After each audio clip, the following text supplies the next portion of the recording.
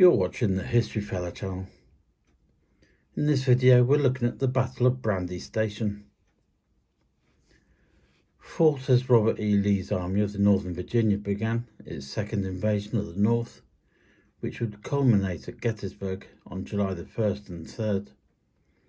The Battle of Brandy Station in Virginia was the largest cavalry engagement on American soil and would ultimately demonstrate that the much derided Union cavalryman was now the equal of his vaunted Southern opponent. Fresh from his stunning victory at Chancellorsville a few weeks before, the Confederate Army, comprising of 72,000 men, was leaving its encampments around Culpeper County and heading into Pennsylvania as part of the grand plan of bringing the Union government to the negotiating table through force. Lee was also eager to replenish his weakened forces with much-needed supplies that he knew the rich farmsteads of the northern states would contain.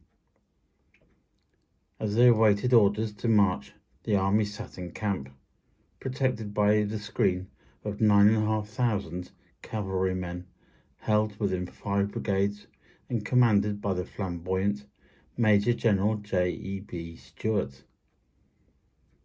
Thus far in the war, the Southern horsemen had bested their northern enemy on countless occasions. Through their dash, horsemanship, tactics, and leadership, they were the shock troops of the South, with a reputation to match. Unbeknownst to Stuart, however, 11,000 Federal troops, mainly mounted and supported with some infantry units, led by Major General Alfred Pleasonton, was about to spoil the party.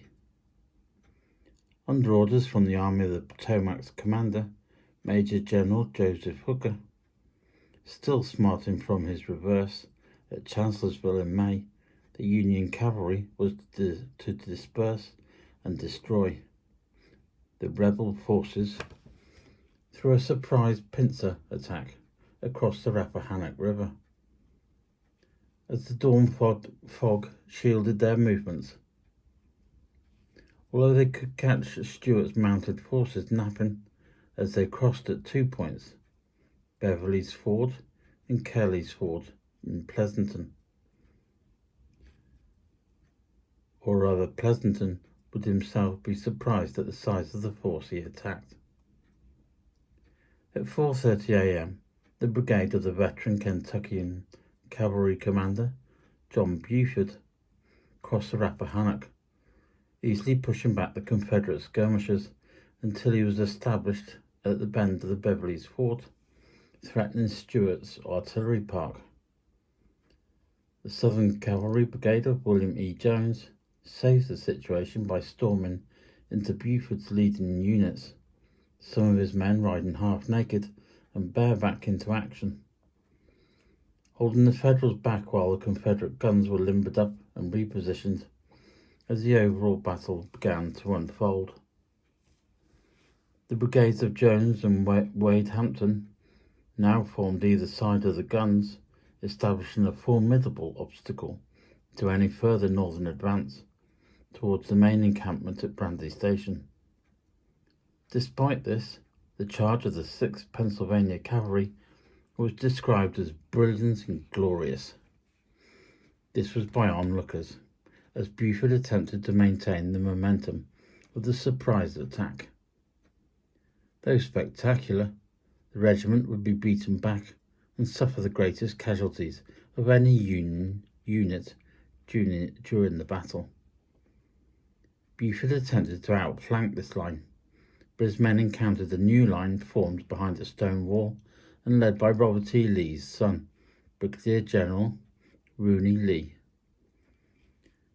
Beating back sustained and costly attacks, Rooney Lee's force suddenly vacated the ground to Buford, as they realized a new mounted division led by Brigadier General David Gregg, who, having lost prior to the opening of hostilities, had now succeeded in crossing further down the river, was threatening Stuart at Brandy Station itself. These two columns that had crossed at Kelly's Ford made their way to their targets, one to the rail hub at Brandy Station and the other to Stevensburg. Although their rear at Brandy Station was under serious threat of becoming overrun due to the timidity of the Union advance, Jeb Stuart managed to organise his units, form new lines, and at first hold and then hit the Union horsemen and infantry support along the low rise of Fleetwood Hill. The initial delay by the Union troops cost them dearly, though.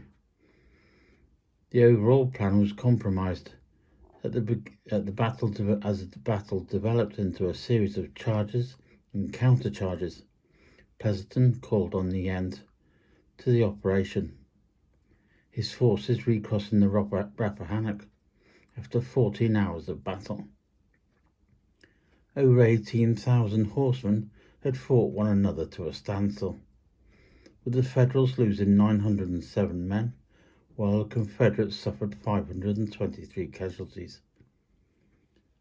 Although technically winning, Stuart was heavily criticised for being caught off guard, for which he would try to atone with his army's advance into Pennsylvania, which would have had disastrous consequences for Lee's fate at Gettysburg a few weeks later. If you found the information in this video informative or helpful, please feel free to give the video a thumbs up and maybe consider subscribing to the channel. I'd like to thank you very much for watching and listening to this video.